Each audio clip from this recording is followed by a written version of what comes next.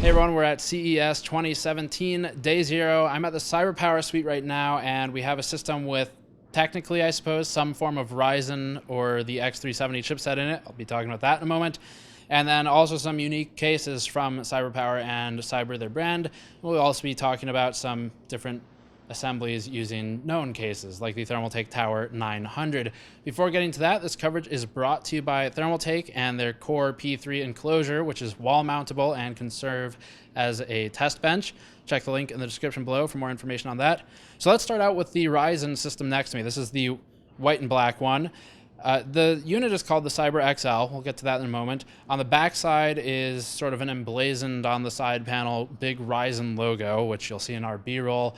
And that houses some form of an AMD system. Now, the motherboard has no branding on it. I think it's in a sort of no-name Asus board. There's no board nomenclature or anything like that. Really very little information.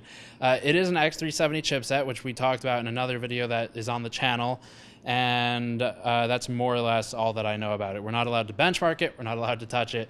So that's basically, it's one of those it exists type of things, but that's kind of the extent of the Ryzen news. But they have one here. So the cool thing with the case, this is, if you've seen our Dark Base 900 coverage, you may remember that the enclosure from Be Quiet that we saw at Computex can rotate. So you can actually rotate the board tray. This kind of does something similar to that, where the entire chassis can rotate and flip everything. So you can either display on the left side or the right side, depending on preferences. And that's done by CyberPower basically before they ship it. On the left side of this one, and we'll have some B-roll again of this, there is it's basically an acrylic panel with a diffuser on it, and that gives us the kind of neat lighting effect where the LEDs from the inside of the case are almost reflecting against the sidewall. And so when I first saw it, I actually thought it was an LCD side panel, kind of like the Snowblind from iBuyPower, but it's not. It's just a diffuser, a lot cheaper way to do it, and you get the light reflection. That's more or less the extent of it, but it is pretty cool looking.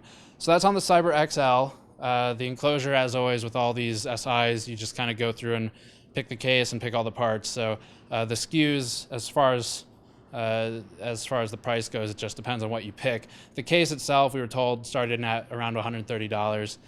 But then the price is dictated by the components.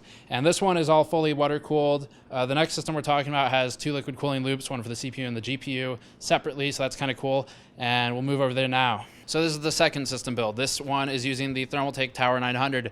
You might recognize this depending on how closely you've followed our coverage in the past. Last year we showed some Thermaltake mods at CES, and this was derived from one of those. So the mods were created by case modders, of course. One of them built a system like this based off of a Thermaltake frame, and now they have the Tower 900, which is basically 3 tempered glass panels, one on each side, and then a large back area for cable management and liquid cooling radiators, things like that. The radiator, it looks like it might be a 420 or something, is mounted right here on the side, and that's all ventilated. So that's the enclosure.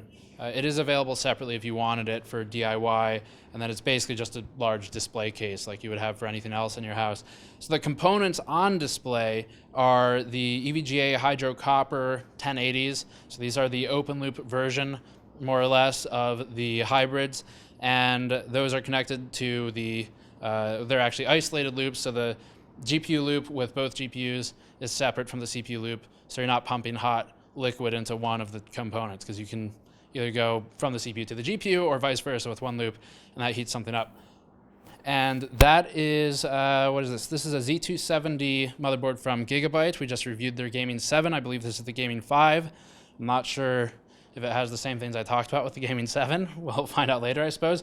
The piping has this sort of copper finish, almost looks like the kind of thing you'd buy off the shelf at Home Depot, and I mean that in a more unique DIY way.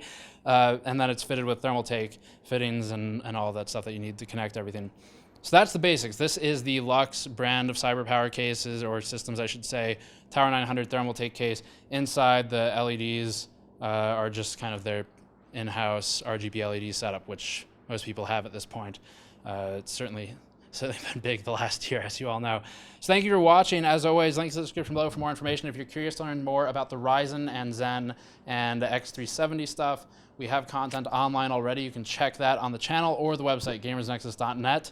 Subscribe for more. I'll see you all next time.